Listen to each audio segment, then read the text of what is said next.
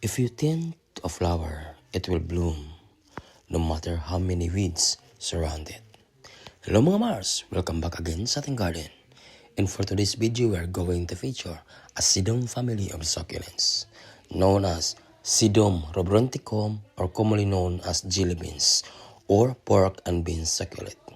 It is plump, fleshy, bean-shaped leaves that can be bright green in the shade and turn reddish-orange in direct sunlight or colder temperatures.